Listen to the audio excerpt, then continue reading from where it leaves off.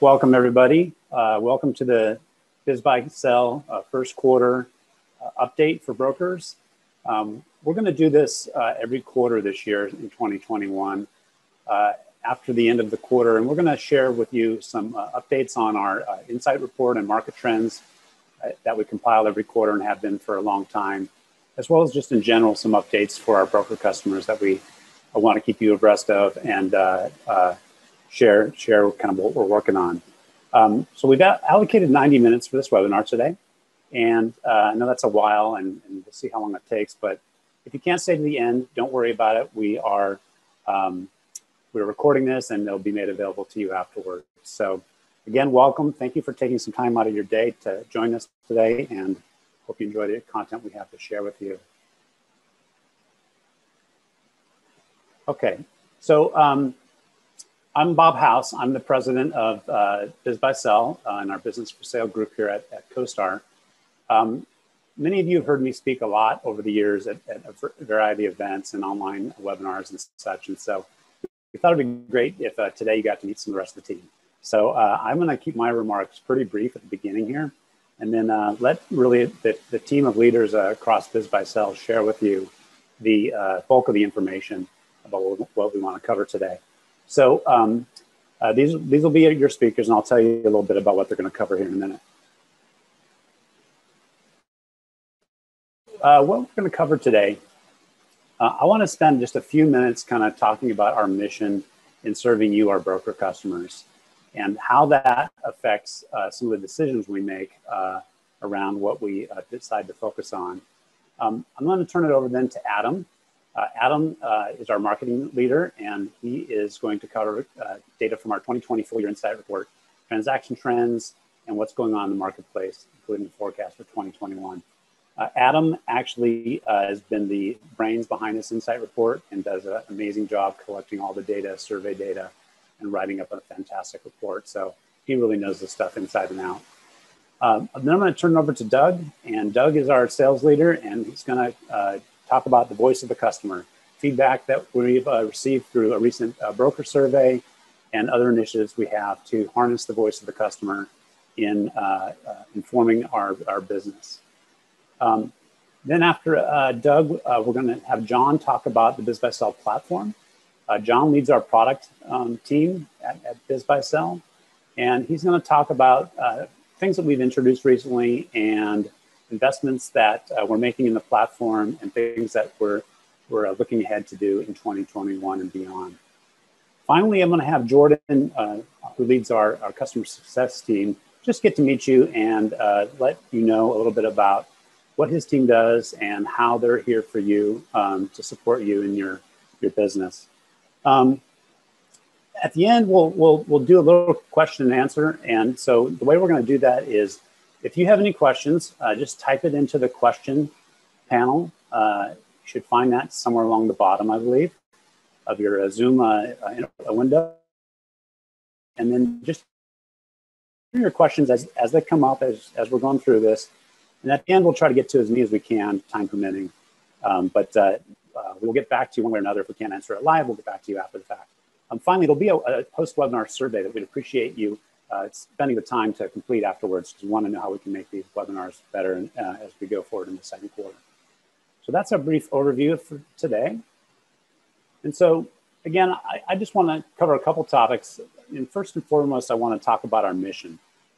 So this really guides, what we are trying to do for brokers. And I thought it would be worthwhile to kind of reinforce again what we're really trying to do for our broker customers. So bottom line is, we're here to help you sell more businesses faster at maximum value and with minimum friction to make you more money.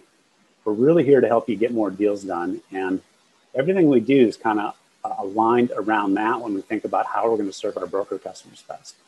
So, how do we achieve this? There's a number of things that we do to achieve this, right? I mean, the first thing we have to do is we have to create maximum exposure and response for your listings and your services. So let's break that down a bit. So what does maximum exposure mean? Well, maximum exposure means we get your listings in front of the biggest audience that we can of high intent business buyers. And so when we do things like our Broker Network, where we bundle BizBuySell, BizQuest, LoopNet, our partner sites like the Wall Street Journal, all of our BizLink partnerships where we push your listings to your broker associations, all that's around driving maximum exposure for your listings. And so beyond just driving exposure for your listings, we need to drive response, right? It's not enough just to put the listings out there. They've got to get engagement. They've got to get leads. So that's measured in, how many people contact your listings, how many people call you, and the like. So we're really focused on exposure and response. And it's not just for your listings, which is focused on buyers, but we're trying to get you in front of owners too. We do a lot of work to drive a lot of business owners to our platform. And many of those owners will end up connecting with you, finding you in the broker directory, finding you in our newsletters, finding you on our homepage, in our search results. And so we're constantly doing that kind of demand generation on both sides for buyers and sellers to try to bring them to the marketplace and then have it so that they find your services and your listings. This helps you secure new listings and helps you sell them. So beyond that, we also need to give you the tools to kind of measure your marketing effectiveness. So it's not enough to just do this. We have to have you be able to quantify, how's this working for me? How much exposure am I getting? How much response am I getting? Is what I'm spending on my investment in the platform effective? What types of upgrades or things that I do with my listings in terms of the content make them more effective? And so that's kind of our focus on the reporting side of things, let you measure that effectiveness. And finally, what we know is that all these leads that we generate for you are work.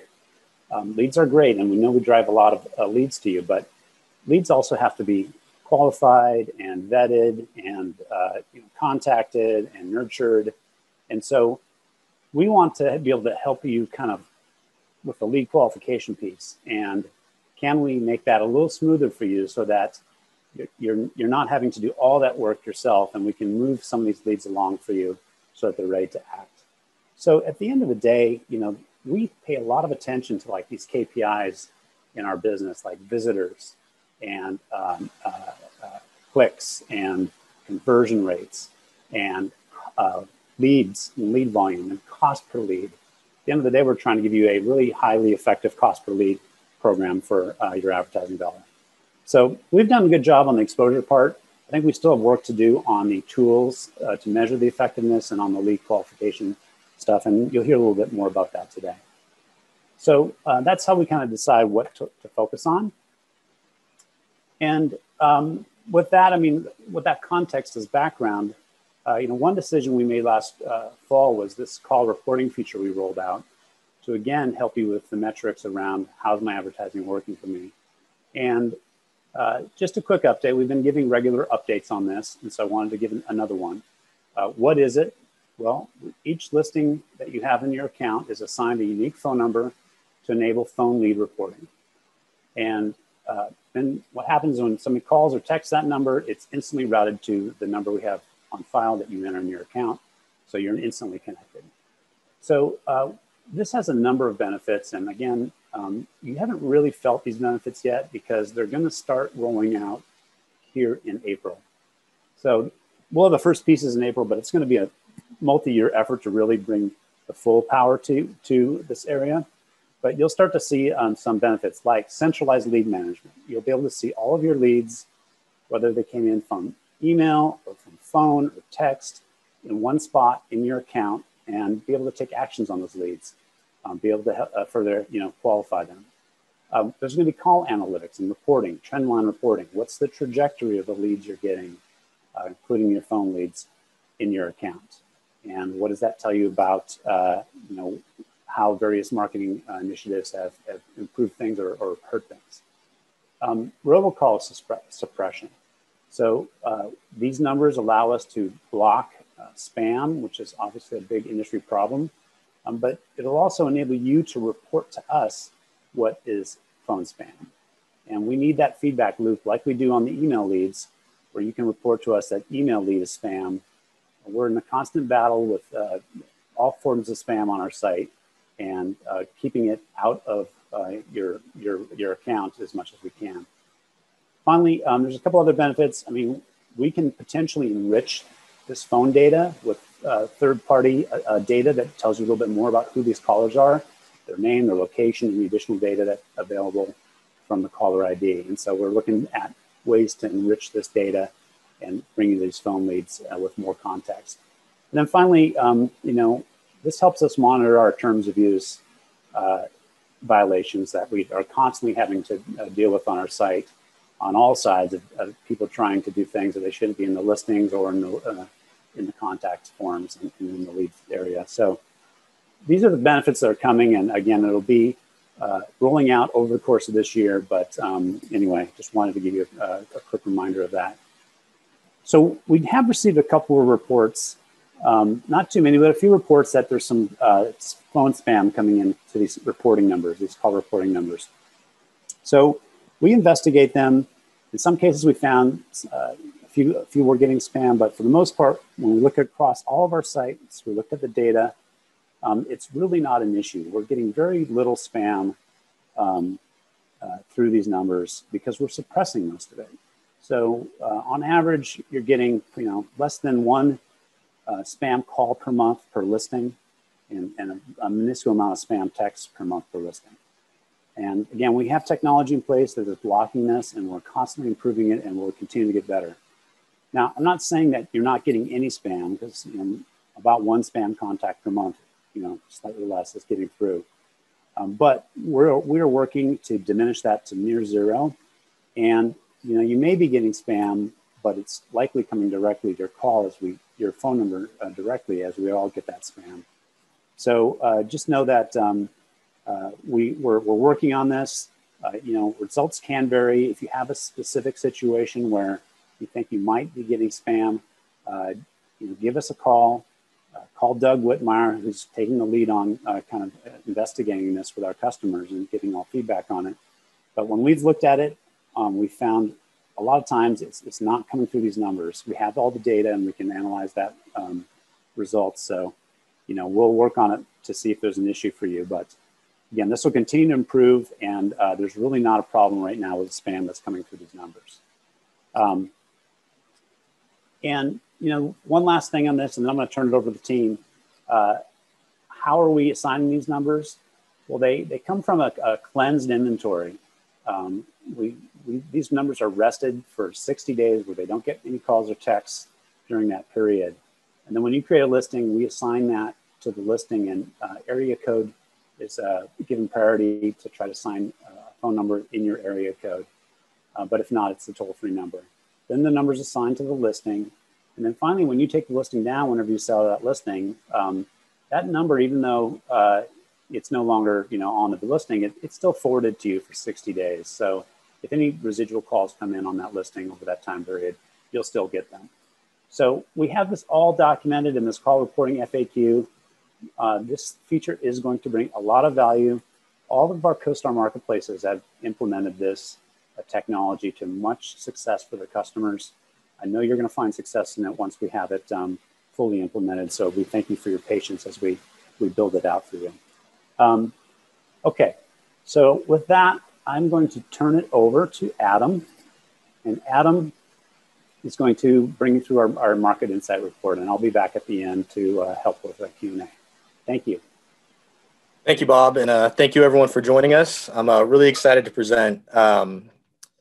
As Bob mentioned, I've been working on the BizBuySell Insight Report for years now, but typically on the back end with a lot of help from brokers, like you. That's really what gives me the intelligence to be able to summarize what's going on in the market. So this is my picture. It was taken right before the pandemic. Being home with 2 young kids for 10 months has kind of done a number on me. But I'm very passionate about driving more value and bringing more awareness to the industry. I'd like to introduce you to the rest of my team. So Brenda Kraus, she actually helped put together this deck. She's kind of a jack of all trades on my team. And if this presentation goes well, it's totally on me. If it doesn't, then it's Brenda's fault. But I'm very confident that it's going to be great. Brendan Miller, he's actually behind the scenes putting together this webinar right now. He also masters our email marketing and is very focused on driving more leads to our brokers. Working weekends, nights, trying to figure out the best way to do that. Pooja's our copywriter, puts together a lot of great content. And Tanya Negra, she's our marketing and events coordinator. And she specifically asked, and I was going to do this anyway, that you engage with us on social media. So we're on LinkedIn, we're on Facebook, we're on Twitter, we're even on Pinterest. And Tanya does a great job trying to bring more awareness through the industry. And you guys can really benefit by that. Connect with us. We're happy to retweet your content or share your content in any way possible. This is really a team effort to raise awareness for this industry, and we're happy to help how we can. And Tanya is a big part of that. So now I'd like to introduce you to the BizBuySell Insight Report. So for those of you that are not aware, we published this report on a quarterly basis, and it's basically just to provide an overview, kind of the health of the business for sale marketplace. We create it by analyzing transactions reported by you, reported by business brokers when they actually delete listings. So that's part of it. And thank you to all of you that are taking advantage of that program. Your information is a huge help for me. The second part is survey data from owners, buyers, and brokers, which again is a huge help. That information helps provide context to the numbers. Whereas I'm seeing transactions going up, down, prices going up, down. It doesn't really tell me what's going on. It's your survey data, your commentary that helps me really get to the bottom of that and represent what's going on in the market and tell the story that helps drive awareness for the industry. So that's the overview of the report. And I want to give you an example of how that broker commentary really provides context for what's going on.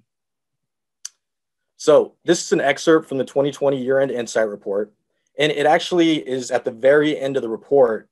It's sprinkled in throughout it, this kind of message, but it's something I firmly and we firmly believe is best for business owners right now, regardless of their situation, whether or not they're thriving, they're depressed, if they're currently looking to exit or exit in 5 years. The number one thing that owners should be doing right now is seeking out help from a business broker. They need to start establishing their exit plan and seeing how today's market conditions are going to influence that, are going to influence their price, and put together a strategy. So here's a great quote from John Chaffee of Transworld Business Advisors in Eastern North Carolina. If your business is doing well, get your financial records in order. Talk with a broker. If your business is struggling, do the same, except talk about strategies to improve the business. And I really hope that business owners reading this report are taking advantage of that advice and seeking out brokers to get help. And I highly encourage you to communicate, use this report to communicate that message. And I'm going to get into that now on the purpose of why we create this report. This last year in Insight report, it actually took about a month and a half of me putting together a lot of great content, talking with business brokers, doing a lot of analysis. So, I mean, this is a big effort on our end, and we do it in large part for media coverage to drive awareness of the overall business for sale market. I've been with BizBuySell for 11 years, and it drives me crazy that my friends still don't really understand about the business for sale market and that you can actually purchase a business. It drives me even more crazy when I talk to an owner and they aren't aware that they can sell their business. It drives me even more crazy that so many entrepreneurs are infatuated with the idea of starting a business when you can buy one and that first dollar is already on the wall. You have an established cash flow, customer base, marketing brand, and you can further grow it. I mean, this is things that all of you know, but we're using this insight report to raise awareness about the industry, and that you can actually use this as a career. You can become a business owner. The report's commonly picked up in local and national media, New York Times, Washington Post. Bob actually did a great interview on Bloomberg TV last year, and we're anticipating another interview this year as well. So we're in the process of setting that up. But that's one reason why we produce this report. The second is to fuel your marketing. Here's a great example. Actually, Doug Whitmire, who you're going to hear from later, he passed this along to me. So We Sell Restaurants took this, it's somewhat negative, and it's a spoiler alert for what I'm going to go into next, but transactions dropped 22% year over year last year. And I'll get into the reasons for that later. But they put this positive spin on it. Nationwide, transactions were down 22%. But we exceeded the nationwide average. And they put together this great report, this infographic to kind of highlight that. And they're using that, on their website. So I encourage you, take this report. You don't have to ask. Use it in your web content. Use it in your email. Use it in your social media. And then connect with Tanya, and she'll further, get that word out there and get your brand out there. And then another thing I wanted to point out. So I'm very passionate about the business for sale industry and small business. So I'm constantly just seeing what, people are talking about. And I came across this broker who actually created a podcast reviewing the BizBuySell Insight Report, providing his take, what he's seeing happening, and then advice for, business owners and, business, buyers. And that's great. You could essentially host your own webinar using this data. We're serving it up for you. And there's a lot of great information. And, I hope that you will take us up on that. I think that, in order for this industry to grow, we're all going to have to work together. We are far from mainstream, and we all want to make more money and be more successful. And that's going to be a team effort. Lean on the BizBuySell brand. We have that brand equity, and we're happy to provide whatever we can to help you be more successful. So that's why we produce this report. Now I'm going to take you into the actual 2020 year-end insight report, starting with transactions. So We Sell Restaurants spoiled this, but transactions dropped 22% year over year. That doesn't tell the story. 2020 was really a seesaw sort of year. This chart to the right, it represents month by month growth or decline compared to 2019. So as you can see, January, February, and this is when there was sort of rumors for those paying attention. I was on Twitter nightly seeing what was going on in China, but I know other people weren't paying as close attention. Nonetheless, transaction activity was about, even January and February. And then March, you have California implementing shutdowns. I think New York was shortly thereafter. Transactions dropped 31% as things kind of paused. And that hit bottom in April when transactions dropped 51%. And that's a big, big part of the, decline that we saw for the year. It was basically a giant pause. And Jay Offerdale, great broker, he gave us a quote basically saying that where lenders froze, buyers froze, and sellers froze. So that was April. May, we start establishing a new norm. Certain businesses start actually doing very well. I think I ordered more pizza during the month of April than I ever have in my life, and have unfortunately been unable to shed that weight since, but I'm hopeful. So things start to reopen, and you have all of these people that are now unemployed that are seeking a route, for their future. So demand starts increasing, demand for pandemic-proof businesses. At the same time, there's this idea that you can get a great discount because, that's what's in the news on how all these small businesses are suffering. So there's this perception for that. And then you layer on the CARES Act, which is this fantastic program. I don't think it was well known enough last year by the SBA, where buyers could secure 6 months of paid principal and interest on a 7A loans. So we did the math, and that basically, equates to a free down payment. For taking on this risk early on in the year. There was obviously no vaccine, so you're basically taking on more risk then. So that here you see that transactions in September, the deadline was September 27th. I'm sure some of you guys were working hard to close some deals before that deadline, and transactions were basically flat, down 4%, 4-5% compared to 2019. The deadline passes. You have all this news about what's going on with the election. Is the stimulus going to get, extended? How do I pay back my PPP loan? All this stuff becomes front and center, and deals just start to pause again. And you had, a return in December, but we typically see December transactions, people trying to close before the end of the year. So those rise anyways. So it was really a seesaw sort of year.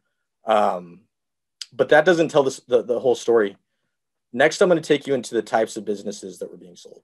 So despite this decline in transactions, the financials for businesses sold in 2000 and 2020 were the highest that we've ever tracked. And we've been doing this since 2007, long time.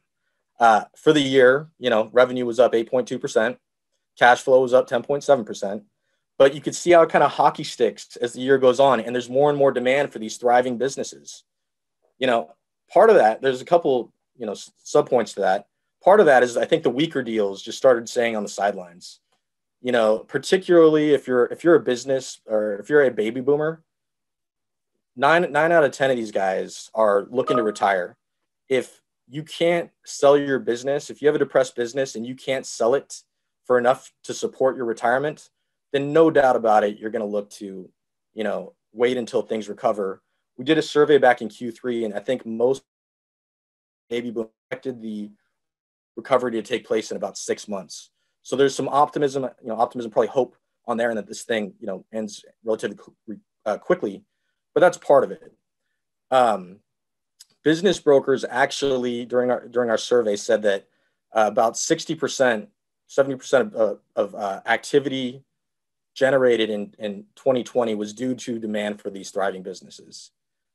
The challenging thing, we surveyed business owners in January, and 53%, roughly, said that their business is performing worse. They're seeing less customer demand.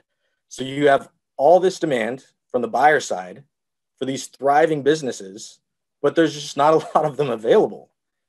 And what that leads to is basically bidding wars. Prices go up as demand outpaces supply, basic economics.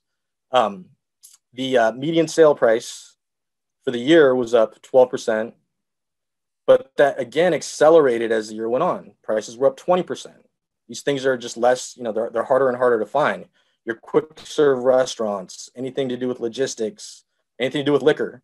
I've been to Bevmo a couple times over the past 10 months buying soda, and I talk to them about how business is doing. They're always saying it's crazier than it's ever been.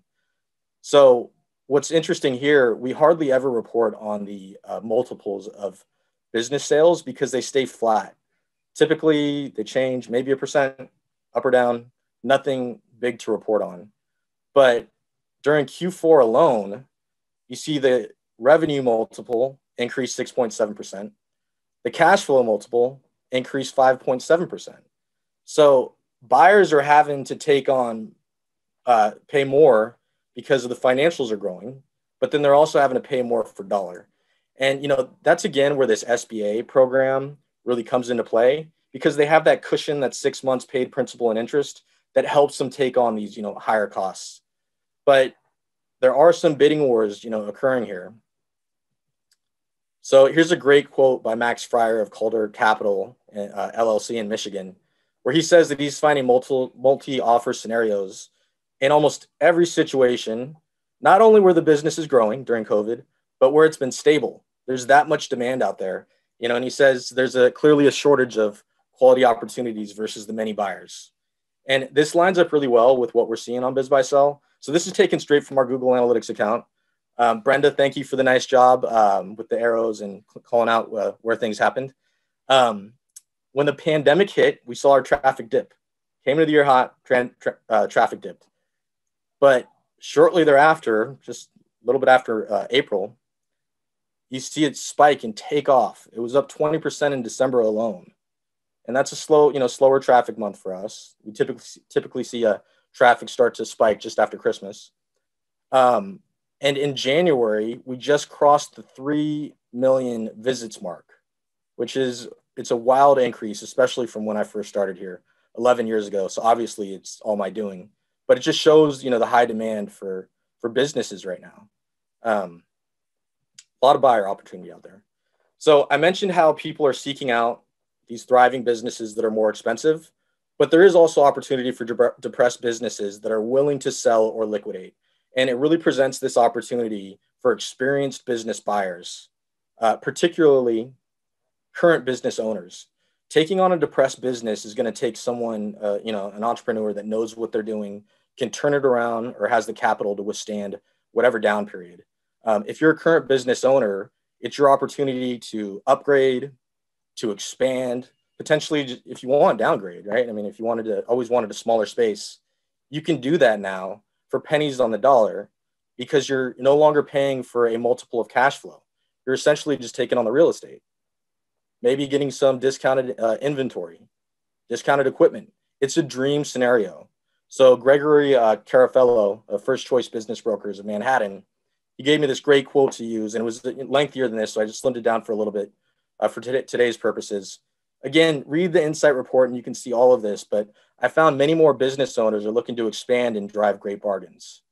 And, according to you, the brokers that took our survey, roughly 30% of the inquiries you're receiving from buyers are from current owners looking to expand. That's a mighty number. I'm very, saddened that there's these owners in the situation where they're having to liquidate, but it's good to see that there are people, finding some success out there too, and, being able to take advantage. I will say that writing these reports, it's difficult because you are exposed to, what's happening in the market, and there are a lot of people failing, but there's a lot of opportunity out there. So moving forward, the market really relies on owner recovery. Buyer demand is there. Buyers want to buy businesses. The supply is not there. So the primary reason brokers said that 2020 transactions were down, it's not because owners, weren't selling. It's because they couldn't sell. Goes back to my baby boomer example. Like, these guys just couldn't sell. They have to wait it out. They have to wait for things to return to normal. That said, there's reason for optimism. We conducted a survey back in April where we surveyed business owners, and we asked, this is basically the peak of the pandemic. And we asked them, are you experiencing higher demand, lower demand, same demand, since the pandemic onset? And 78% were experiencing reduced demand back in April. Now that number's jumped up to 52, as I mentioned before. So we're moving in the right direction, but that's still a hefty number of owners that are, let's face it, going to have to take, if they enter the market right now, they're going to have to, take a haircut. So there's further reason for optimism here. And this is coming from you guys. 87% of brokers expect more owners to sell in 2021. 35% alone are expecting significantly more owners to enter the market. And, over half of brokers are expecting the market to return to pre-pandemic levels within a year. There's a variety of reasons for that. One, with the new administration, there's this expectation that taxes are going to be increasing. That will take place in 2022. So you're likely going to have a lot of owners, just for the pure sake of not wanting to have their taxes increased, enter the market in 2021 and, get out in front of that. So that's one reason. Baby boomers, hopefully, there's a recovery. The vaccine is, very optimistic news, and hopefully that starts accelerating. But baby boomers are going to be entering the market in, larger waves than they did last year, just out of necessity. So, and hopefully that's positive and they're in better shape then. But maybe most importantly, as I've sprinkled throughout this presentation, the SBA, the CARES Act, has extended the debt relief program through September 2021. So I alluded to this earlier, but the initial program, it just wasn't well communicated. We did our best. I was basically sending emails out, with Brendan's help once a week, trying to communicate this program. And I think it led to a lot of rush deals because people just had, I got to take advantage of this thing, and I only have 3 months. I got to buy a business. I got to close a loan.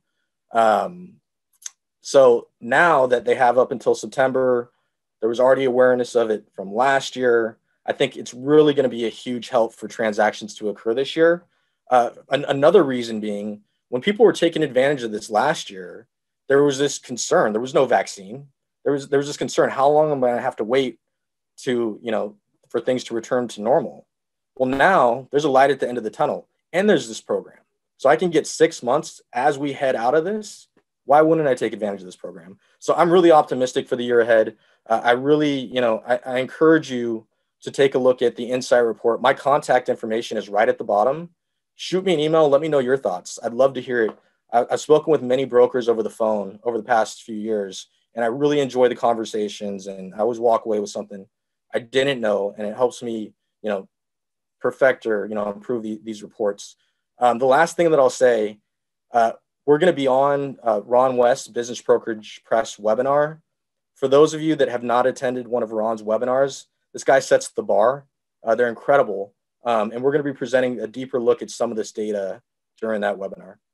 So that's it for me. I look forward to whatever questions you may have. I'm going to pass it along to Doug Whitmire, who's our Director of Sales.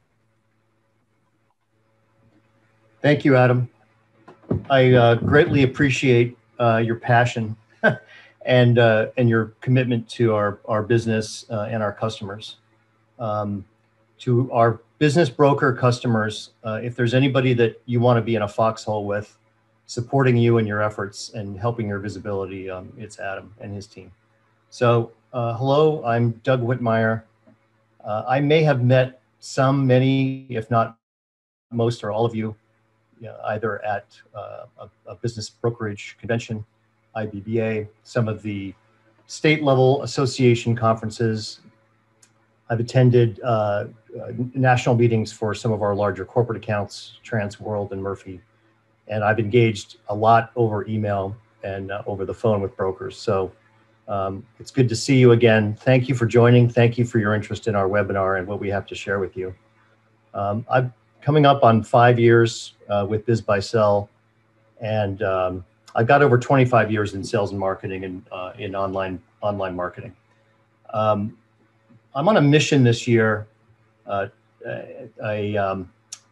quest, a resolution maybe for 2021 to really be better engaged with the business brokerage industry, with our valued broker customers. So I'm taking a bit of a bold step here, and I'm putting my email address and my personal cell phone number out for you. So my email address is dwitmire@bizbuysell.com. My personal cell phone number is 415-828-9285.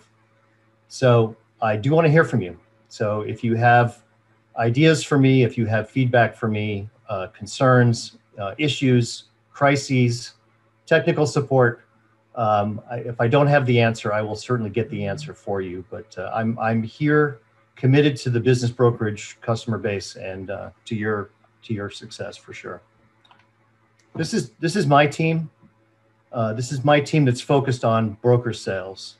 It's led by Jason Tom. I'm really proud of this team of sales professionals. And if you've ever bought anything from BizBuySell over the phone, you've likely spoken with one or more of these team members. This is a vastly experienced and professional sales team. So Jason, Al Espinoza, Lenny Garcia, and David Yeaman all have over 10 years with the company. So they're not just salespeople, they get CRE, they get the small business ecosystem.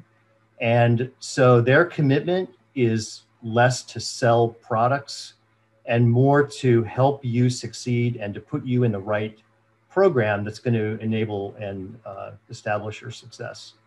Furthermore, for new customers on a monthly basis, Jason and Madeline, who you see there, do a session where we try to get you off on the right foot. So we have webinars where we talk about best practices in establishing your account, setting up your broker profile, making sure that your listings are concise, clear, and are going to get the visibility, leads, and then make those transactions sold for you. So this is a great team, very proud of this team, and they are here to enable your success as well. So Bob mentioned at the outset about the voice of the customer, and this is really going to be my mantra for 2021 is listening and listening to what you have to say. We're going to try to live up to this throughout the course of the year, and we're doing some things to get this in motion that I'll elaborate on in a second. But to me, the voice of the customer means that your suggestions, your feedback needs to be there to help us drive decisions on products, on solutions, on how we market ourselves. And the overall goal is to help you be more successful. It also means that we endeavor to be your voice in the marketplace. So please look at BizBuySell as an extension of your own business. It's essentially your marketing campaign or your marketing department. And what that means is that we're going to put forth, and you're going to hear a lot of good information about new products and new initiatives that we're launching this year and beyond, that's setting you up to be more successful. And the online marketing environment changes constantly, and it's constantly evolving and updating. And we try to stay on the leading edge of that. So I remember, I mean, I've been around long enough to remember when the best form of advertising for small businesses was Yellow Pages advertising. And so businesses tried as hard as they could to come up with catchy business names that started with the letter A, or maybe two A's, so that they would get it to the top of that listing or that category in the Yellow Pages. Their phone numbers, their personal phone numbers, were also incredibly important, and it was part of their brand. I remember TV advertisements where there was a jingle that had the phone number. Those concepts were good at the time. Those concepts are now changing and evolving. And so as much as we want to hear your feedback on what you feel we should be doing, we also want to make sure that we're communicating clearly and crisply and making sure that you understand that some of the decisions that we're making are in your interest. They're in your best interest to help you be more successful. So again, it's a two-way street. I really want to engage with brokers. I want to keep the lines of communication open, and I want to hear from you. So one of the things I'm really happy to announce this morning, today, is the establishment of the BizBuySell Broker Advisory Council. This has been something we've been considering here internally for years. We were a little bit derailed by the pandemic and having to react and respond to it last year. But we have enlisted a group of business brokers that we're starting here in Q1 of 2021. We're trying to pull from a wide variety of broker customers. So not just those that are large franchise corporate operations, not just those that happen to be in states where there's a lot of active broker activity, states like Florida, Texas, and California. We're not just big, but small accounts too. We're trying to get a wide dispersion of business brokers who can come together on a quarterly basis and can help us understand the ecosystem that you're operating in, and then help us get feedback so that it's going to help better drive our services and our policies and procedures. So we think that this two-way communication is going to go a long way in helping your voice drive what we do. And in turn, we're confident that expressing to you what our future plans are, what our initiatives are, and you're going to hear some of those a little bit later on, how that's going to benefit you to help us be mutually successful. So another thing that we do is we do surveys. So Adam alluded to some of the surveys that he did for closed transactions. We also survey brokers on their confidence index or their outlook, but we also survey for customer satisfaction. And that leads to the development of a net promoter score. So for those of you who don't know what a net promoter score is, it's used by most businesses that want to set a benchmark around customer satisfaction. All of us get surveys of how, rate us on how we're doing, rate our service, and a lot of questions are asked in those surveys, but there is one question in particular that every business relies on and that they use as a benchmark in order to establish a baseline of customer satisfaction and then always endeavor to improve on it. And that question is, how likely is it that you would recommend BizBuySell to a friend or colleague? That is the key question, and that's what drives this net promoter score. So the way that the score is derived is you see that we take, to the answer to that question, the rank is between 1 and 10. So those that rated us a 9 or a 10, as you see at the bottom, are considered promoters. So not everybody, even if they're happy, goes up to that level of 9 or 10. But in this context, it's considered a promoter. We're really pleased about the fact that more than half of the broker customers that responded to this survey gave us a 9 or a 10. To get the net score, though, we subtract from what we consider to be detractors. A detractor is anybody who rated in the answer to this question between a 0 and a 6. So we subtract the 16.49% of the detractors, those that rated 0 to 6, from the promoters, the 51% who gave us a 9 or a 10. And that's how that net promoter score is derived. So is that a good score? Well, it's pretty good. It's not as good as companies like Apple, Starbucks, BMW, but it's not that far off either.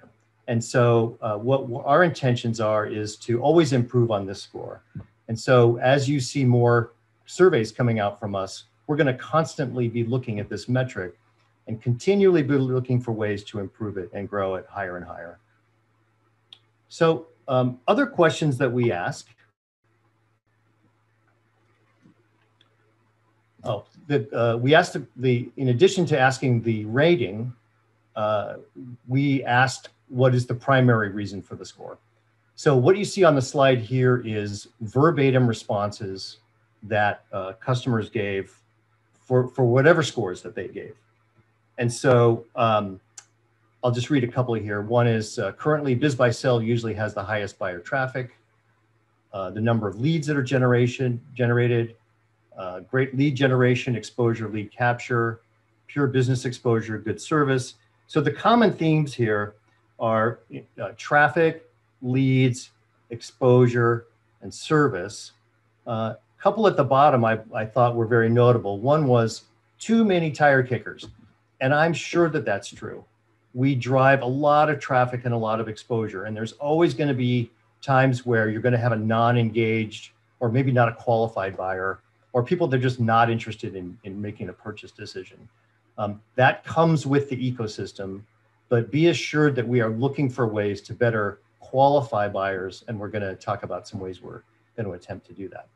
I love the last comment, good, but could improve. And we couldn't agree more. So we're always looking to get better with your help.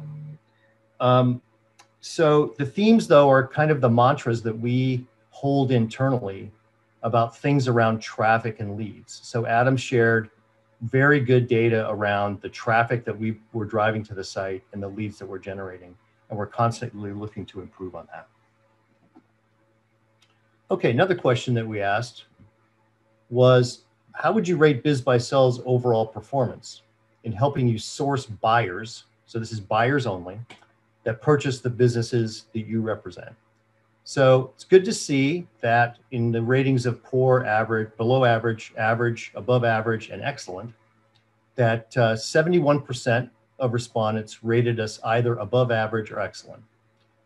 We would certainly like to see more in the excellent category. And again, it just gives us the opportunity to look at ways that we can do better so that our performance in the ways that we're helping source buyers is unequaled and certainly would eclipse those that rate us above average. Again, we're looking at this data in order to help us improve our business and help you be more successful.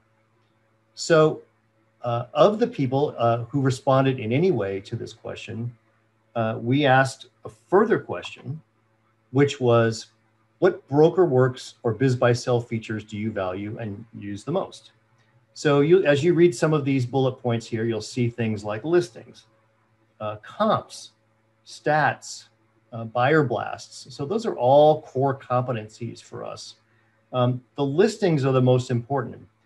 Your role in ensuring good quality leads really starts at the listing level. So please talk to us and please listen to webinars and ways that we can help you improve your listings, because that's really where the rubber meets the road.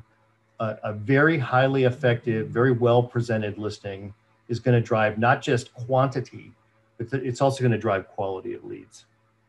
The comps, we always want to improve, and you're going to see feedback about building a valuation tool. And we certainly want to do more to help brokers value businesses better in a better way. So again, another opportunity for us to get better. So then we asked a write-in question, which was, what features or capabilities would you like to see added to BrokerWorks or BizBuySell? And again, this was an open field, an open text field. These responses were unaided.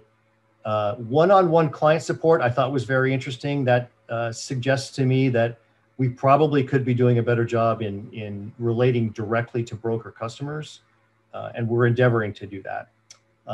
NDA forms on the site, more comps. I'd like a more robust valuation tool. How can we improve seller leads, analytics? What's interesting here, you're going to hear from John in just a couple of minutes, but these are a lot of things that are already in our product development pipeline.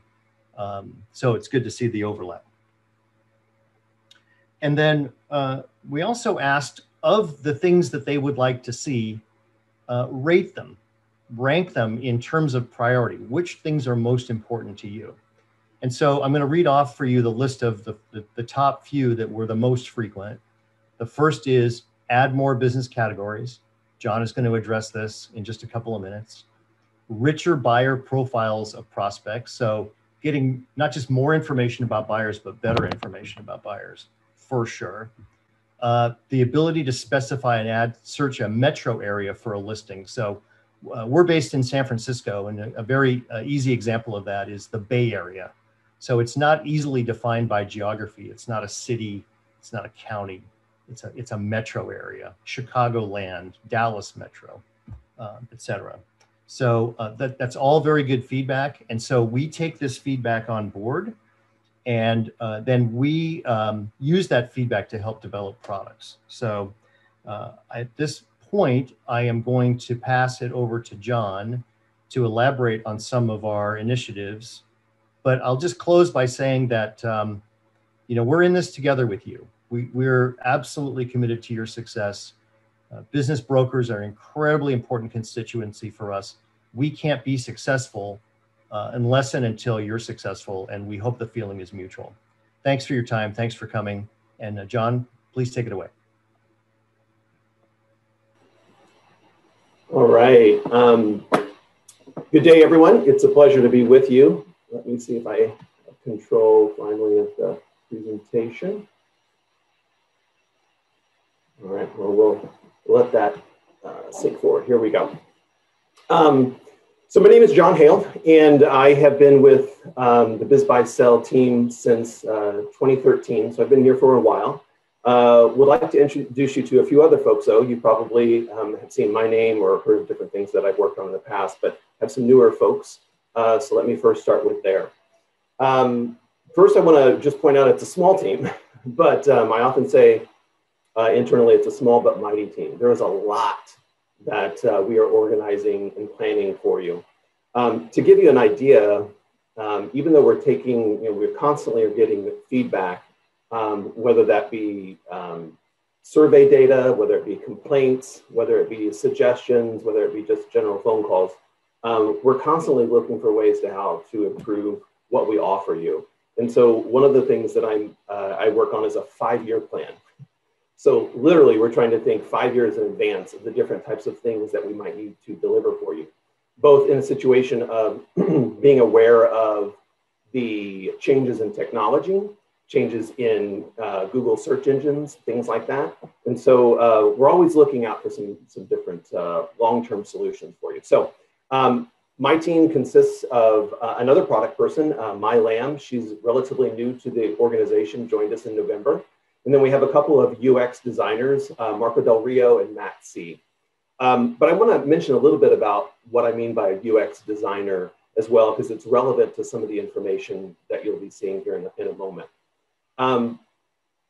Building websites and having them be functional is more than just flat marketing information that you might see on a screen. It's about making sure it's useful to a variety of parties, that it is easy to use in an effective manner in which they anticipate.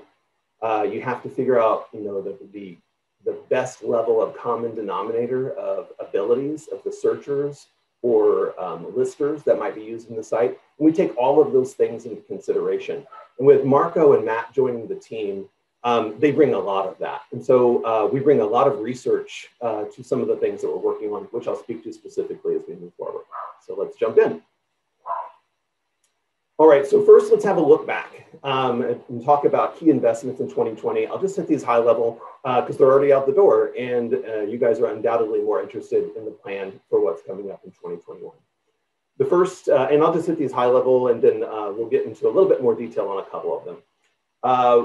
we added LoopNet to the BizBuySell network for exposure. So for brokers, you use the product BrokerWorks, and you create your listings there, and then we push exposure to a variety of other websites. LoopNet is a big deal. It drives a lot of traffic, and it was one of the things that we did early in, well, actually at the very end of 2019, and then a little bit more into very early 2020. And that's having a huge impact to our traffic, as you're already experiencing, and you saw on some slides earlier. But that does bring me up to one note of something that I got recent question on.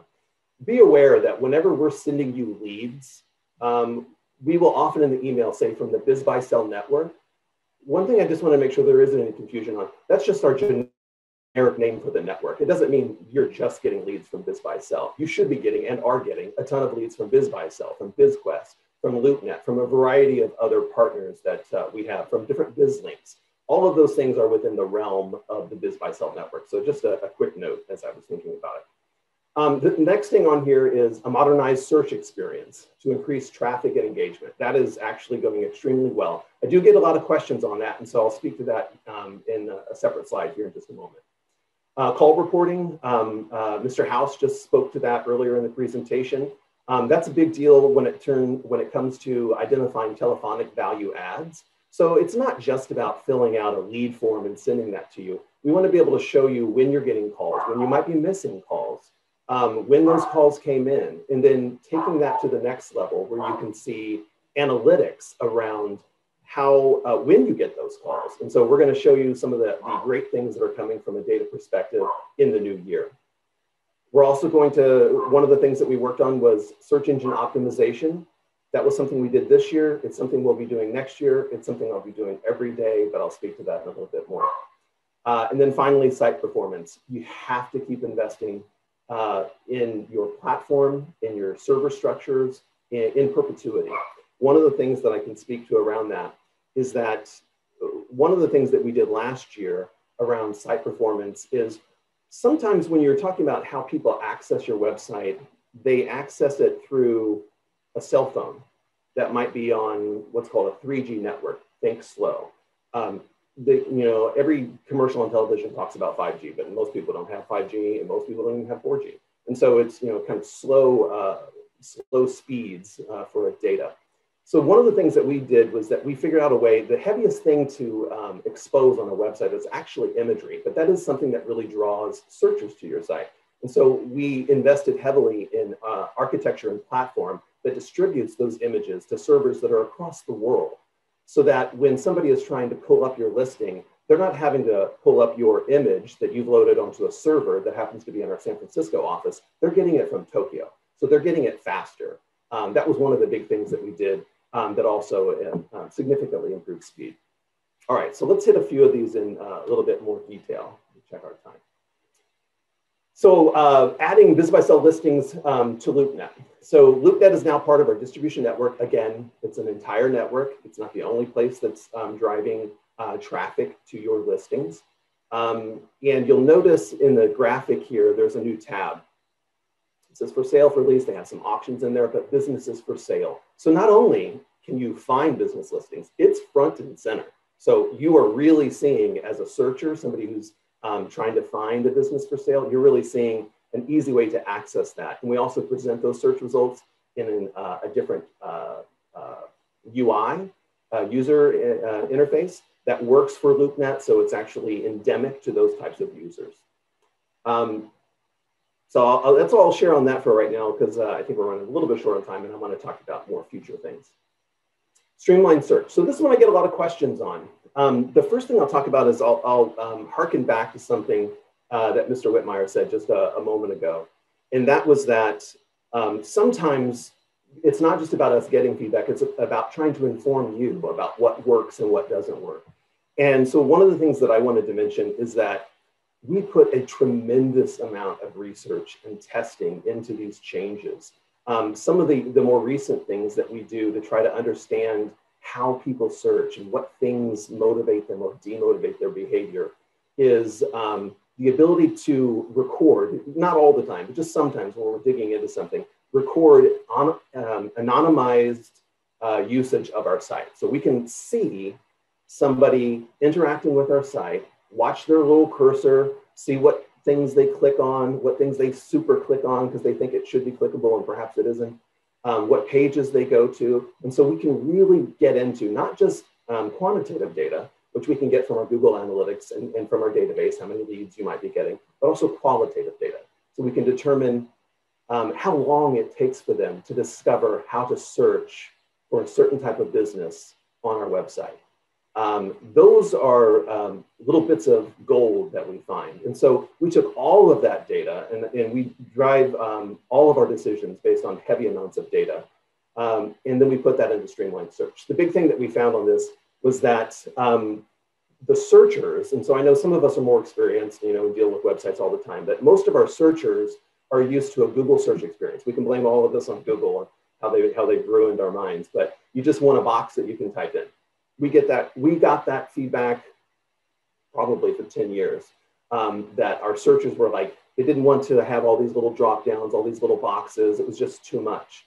There's a term for that. I'll try not to overuse it and bug you with jargon, but the term is cognitive load. And so sometimes if something is too difficult or there's a perceived difficulty with doing it, users won't do it at all. And so then that means they wouldn't be searching. So we introduced some type ahead options, both within the location as well as the industry, where you can look up things more easily rather than the drop downs. But I hear you, some of you are power searchers. You want to do different things, or you might have heard different feedback. So we're going to look into some alternate search methodologies as well, or ways that we can improve this. We should always be improving, and that's my commitment to you that we do. Like, we are constantly looking at this information to see how we can make it better, and we lead from data. It's not opinion. It's not us trying to do wild business things, because we're only successful when you're successful. So streamlined search. The other key thing in there you'll see is that blue button. Save search, that is driving tons of leads for you, because not only is it saving the search, it allows for them to be emailed results proactively by our platform, and then it drives them back to our site, back to the listings, back to leads for you. All right, let me see if I hit all of those. Oh, the other thing that we didn't hear too is that we had a lot of feedback that it was just an overloading thing to look at. So we really were, we call it internally streamlined search, but we're trying to take out things that distract too much. There was a placement that we had for brokers right at the top of search results. We found users got very confused with that or turned off by that. They thought it was like one of those ugly Google banner ads that's distracting and you just scroll right past it. And so we wanted to not have that be the first thing that they see. We wanted to enable them to do what they wanted to do right away, which is what they wanted to do was search. They wanted to find a business that they could buy and then say goodbye to corporate America. And so we removed that. But what we did, though, is increase broker exposure in search results. We still have our 4 placements on the right side. We added 2 dedicated inside. So we actually increased that. The other thing that we did is that we kind of combined, we've had a tabbed experience across the top. And so there were some other listing types that were in there. Users overwhelmingly told us that they found that very confusing. And so we were putting those things together. You can then sort by listing types, that drop down, if you'd like to filter out something that you didn't want to see. And there may be some more questions on that later at the end of the presentation we'll get to. All right, I'll move us forward. So the thing that you really want to hear about probably is what's coming up for 2021. And so here's just a few of the things. I do want to underscore, and I'm not kidding, we work on hundreds of ideas every year.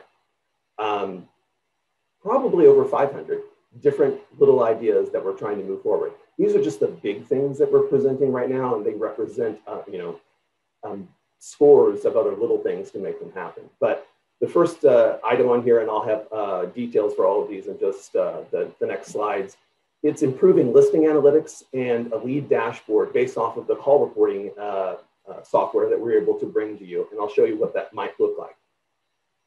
We're also going to modernize the broker profile so we can get you more of those seller leads. We hear you, and we think that I have a good idea of how we can drive that. So we'll look at that in a moment. We also want to empower you offline as well as online.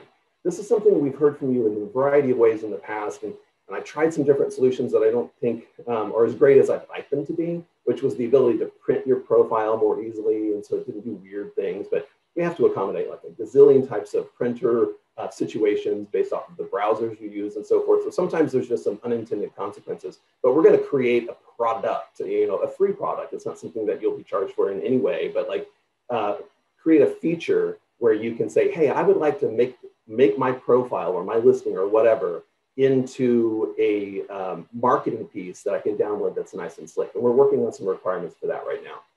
Lastly, we're going to keep working on, not lastly, search engine optimization. And then I want to talk to you about electronic signature enablement for NDAs, an optional feature that we'll be bringing to you. All right, so let's dig into those listing analytics in the lead dashboard.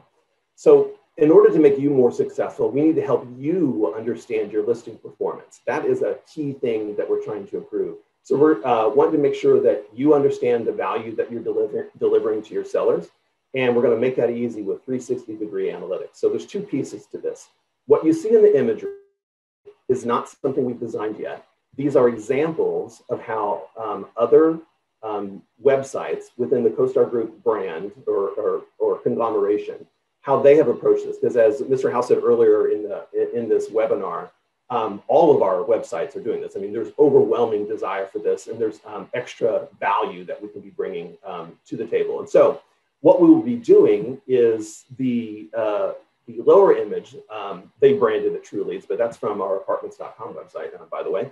It's going to be able to show you how all of your leads are performing, not just the things that come in from lead forms, but your phone calls, your text messages, what time of day they come in, and give you some extra information there. We're working on those requirements literally as I speak. And so we're going to be rolling that out at the end of April.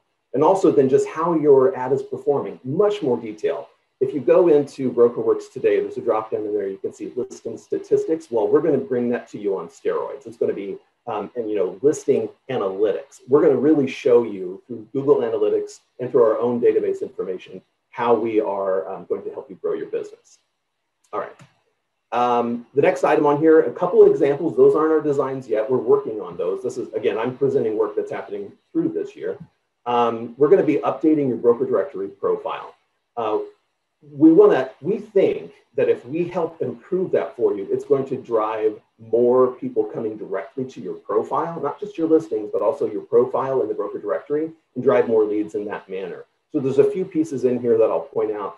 One of the things that we're looking into is allowing you to designate specialties. That's something that we heard feedback, I've heard a lot of feedback actually directly, that's something that you would like to be able to do. Another piece that we've heard is being able to have users or your customers or people on a website, whatever, send in recommendations for you as a broker. Now, you will get the choice of whether or not you want them to display, and there's other websites, commercial websites out there that do that type of thing, because we wouldn't want it just everybody to suddenly just erroneously trash somebody's profile or their reputation. So all of those would be things that you could approve and place on your profile. So some design work will be coming from that soon.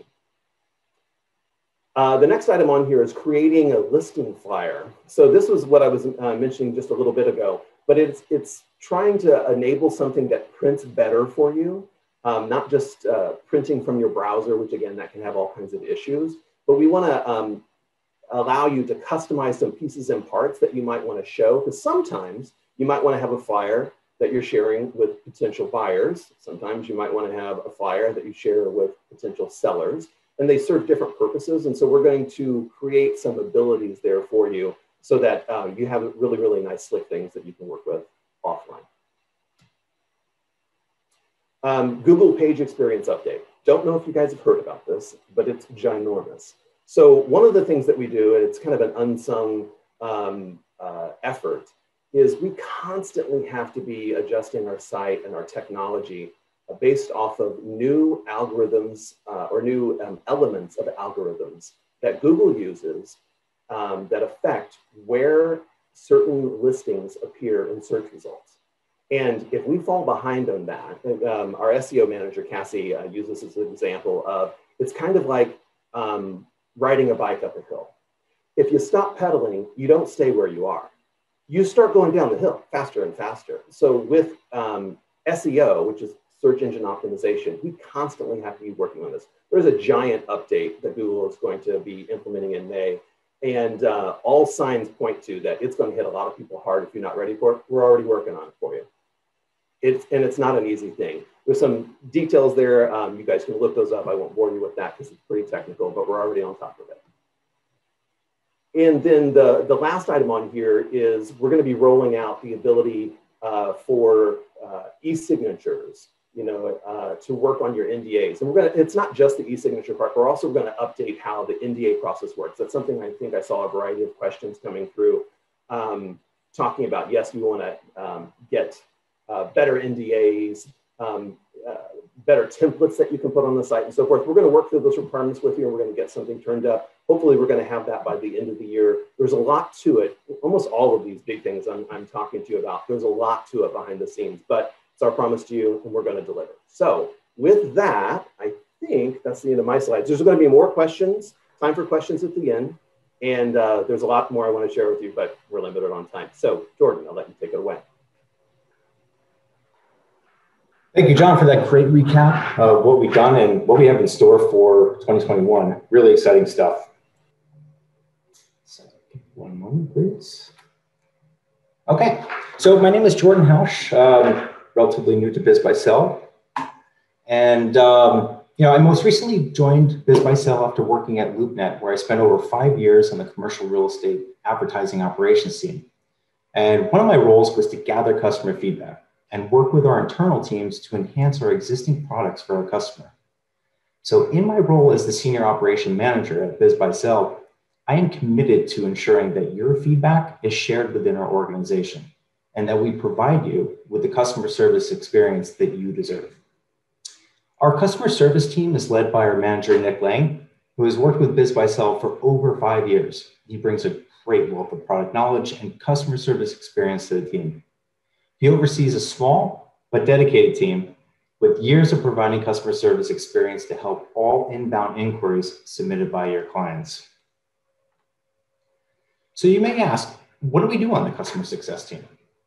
Well, our team spends their day fielding inbound phone and email inquiries, making outbound calls for product onboarding initiatives, as well as ensuring that our website is maintained. Let me build upon that a little bit further. The customer success team can help you with general account support, such as billing updates within your account, product upgrades, as well as assist with helping to update your contact info. Another area where we spend a bulk of our time is on technical support. The team is responsible for troubleshooting inquiries that need assistance with adding listings, uploading additional photos, and helping to update your passwords, just to name a few. And lastly, a large part of our day is spent on website management. We are on the front lines of ensuring that we have good quality listings on our site. We help to reduce spam email leads, as well as ensure that our terms of use are being met on our site. All of these items help to contribute to a good user experience for our clients and searchers on BizBuySell. So now I ask for your help. And a lot of my colleagues have reiterated this over and over throughout our slides today. But we at BizBuySell are always looking for help or feedback from our clients. So what does that look like? Well, our team is always looking for feedback that includes specific details on what challenges you may be facing, what products are working for you, and what materials we can add to our site that will make you more successful as a broker.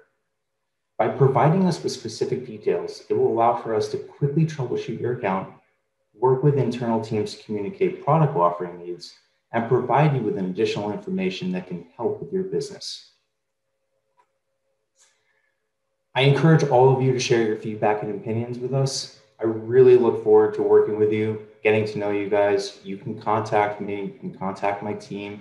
We have various channels to do so. One of them is through our contact page. The other one is through email and also phone. My introduction was rather brief, but I just really wanted to introduce myself and let you know that we're working hard and we're listening to you. Thank you. And now I'll turn it back over to Bob.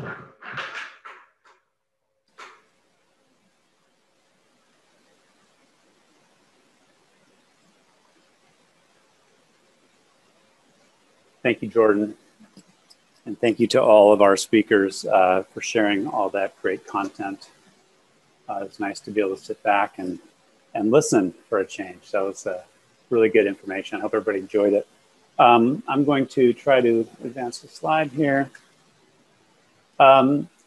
Great. So we have about 15 minutes left for questions. Perfect. So just some to summarize and just some key takeaways, I guess. If we take anything away from this, I hope you take away these three things. You know, demand for businesses is thriving out there. Obviously, 2021 is going to be a pivotal year. We're hoping for a lot of recovery. We hope that a lot of owners come to market and that these small businesses see a surge in customers as people get out and start purchasing and spending money again. I think we all believe that's going to happen. There's a pent-up demand from consumers to get out there and support their local businesses. So I think we have some reason for optimism heading into 2021. You know, we're making always substantial investments in our platform, right, in our products, and hopefully you got a sense of that from all the speakers today, and particularly John. You know, our goal is to continue to add value to the platform, increase your performance, and help you succeed. And then finally, you know, we want to hear your feedback. I think Doug kind of covered that very well, as Jordan. You know, please know that we value your feedback. We look forward to assisting you and, you know, solving problems for you. So, you know, keep the feedback coming. We'll be surveying you regularly, and there's all the regular direct channels as well.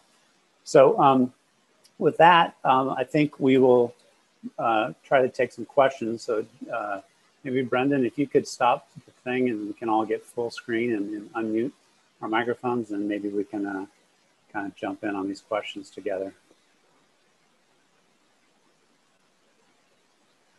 Okay, I'm just gonna, we may not get to all these. We also had a bunch of people in the survey that we sent. We had a bunch of people ask questions. That was one of the questions in the survey is, what questions do you have for BizBuySell? So we're gonna leave some of those in as well. But we may go a little long here, and you know, you can drop off again, and we'll record this and get the answers one way or another. But so here's one that came in. It appears the search function has changed. You can't drill down to subcategories when looking at industries. Why the change? John, do you want to attempt to answer that one? Yeah, that'd be great. Thanks. You can. You can drill down into subcategories. So there's a couple pieces to it. One is that that box that you see at the top of search results where you can type in there, you can type in what we often might refer to as category or it's actually, you must know some jargon, because generally on the site, we try not to say categories from subcategories because it's a different thing. But you can type in either category or subcategory in there, and you can show, I think you can do like 4 at a time, because that's what we found was a good amount for our users before they start dropping off and stop engaging with the site. And so an example of that would be, you could start typing in restaurants and it would pull up restaurants and food. Or you could type in Thai restaurant, it would pull up Thai restaurants. So you can type in any of those things in. When you first click in there, we suggest a few things because we're trying to get users to understand how the search works, and we want them to think broadly first and then let them drill in. But we are working on some things coming up in the future that might help with that as well. Great, thanks, John. Okay, here's one kind of related to search as well.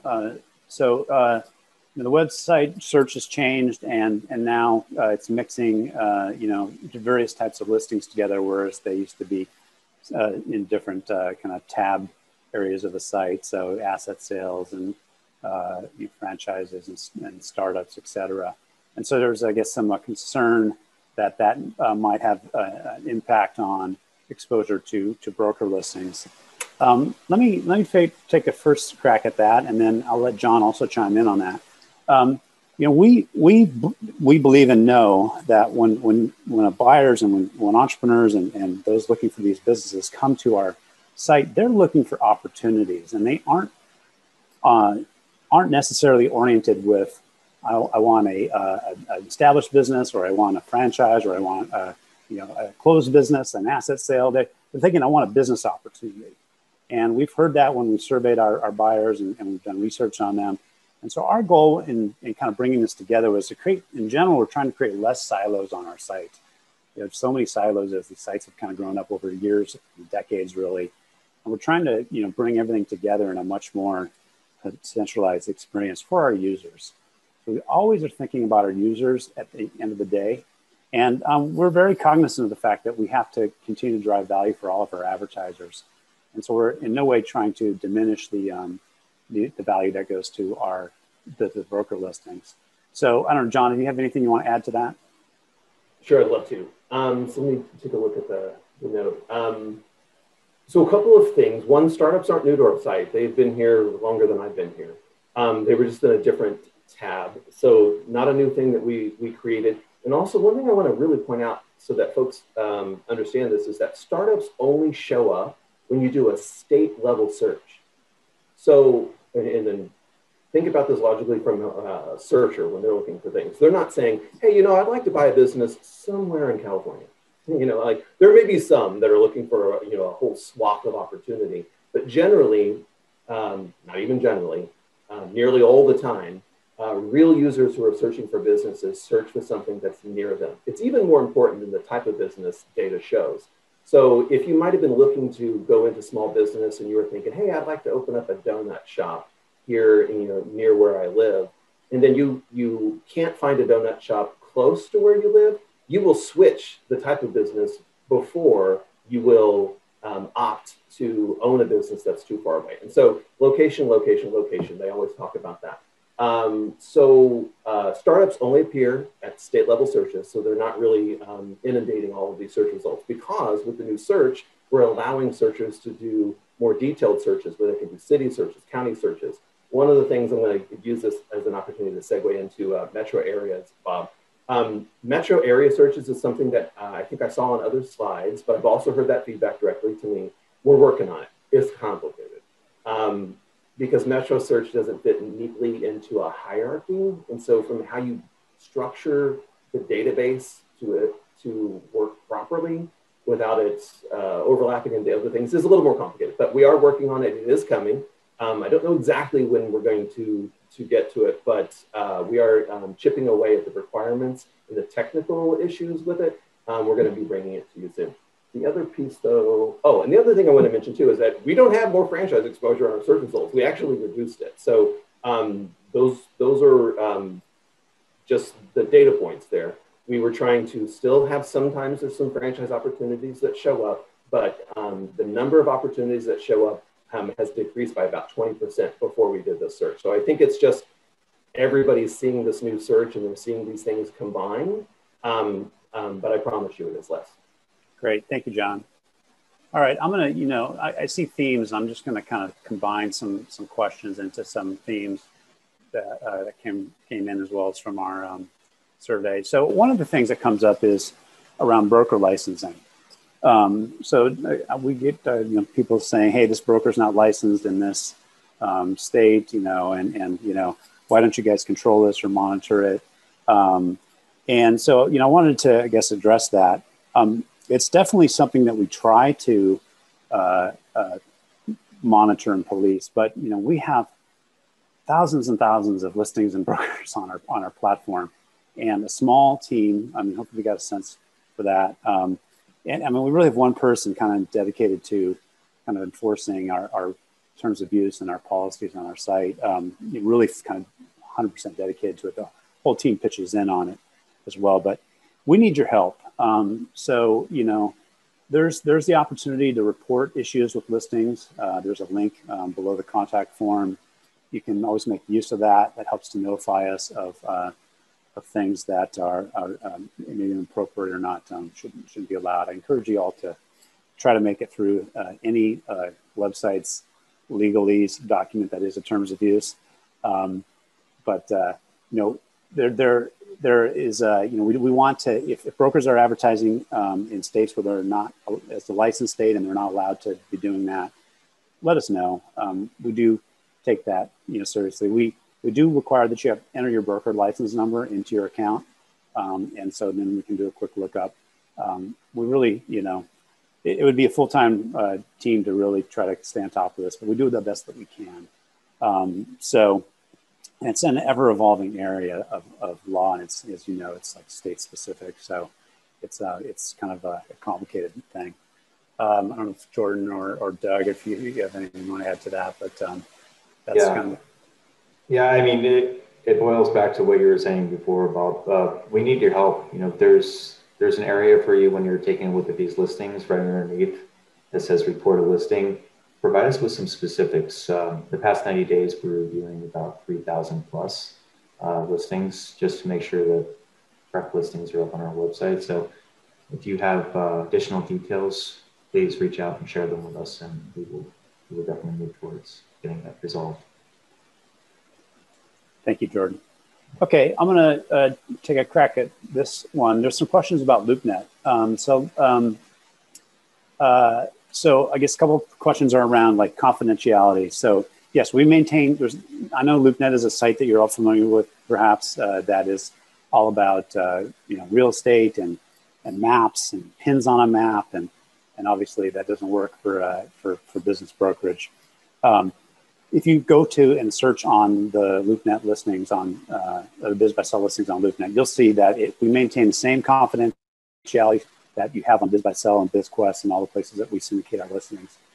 It doesn't reveal, there's no map, and it has the same information on your listings, just presented in a different UI, as John mentioned, so that it protects your confidentiality.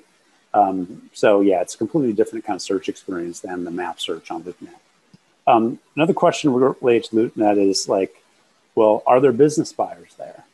And we considered this carefully before putting the listings there. And what we know about LoopNet is there are a lot of small business owners and entrepreneurs looking for their next space. They're looking for their new location or expansion. And so it's a very natural fit based on the demographic that's on LoopNet. And so we, knowing that and knowing kind of who's there and the categories that are popular there are popular on our site, like retail, et cetera, we knew that would be a good fit. And the audience there has responded to these listings and is engaged with them. So I think that's another good sign. Let's see here. John, could you maybe answer just generally about how we decide? Because one of the things you saw in the survey was, more categories. You guys, and we hear it all the time, like, you don't have my category.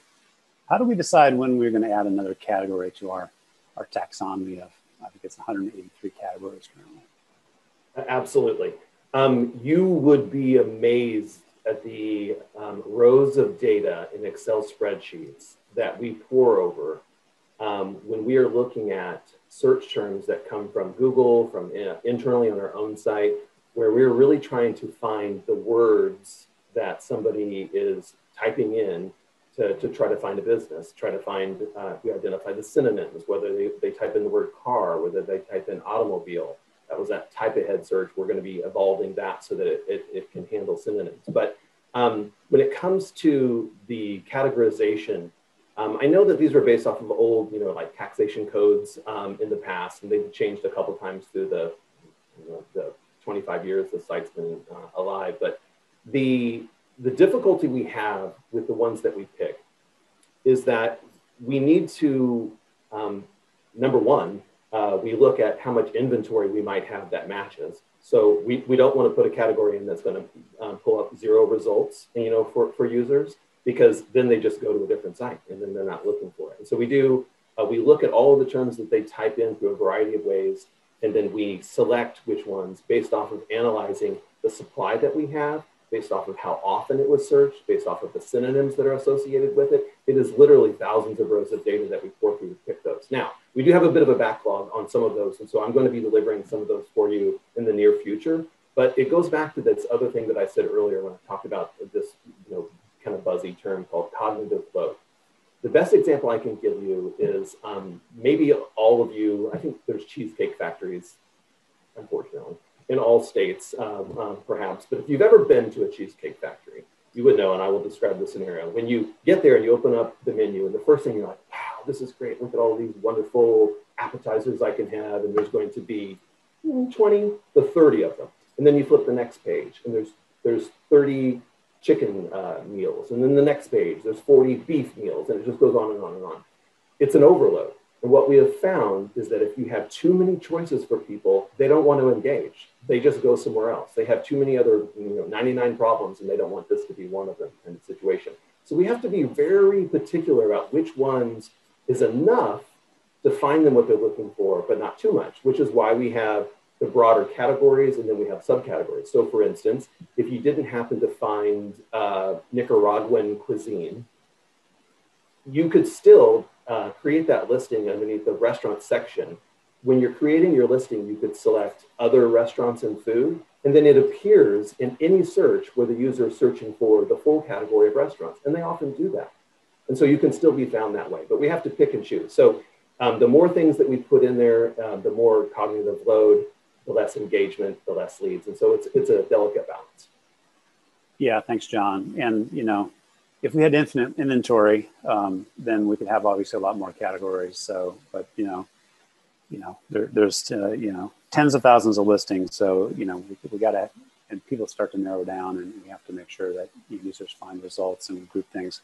I recognize there's a kind of a follow-up question around the comps and how categorization affects the comps. Agreed. We need to find the right balance between the categories for search, the categories for the inventory placed into, and then to be logically grouped for doing the comp. So we're constantly evaluating this and trying to perfect it, and we'll continue to do so.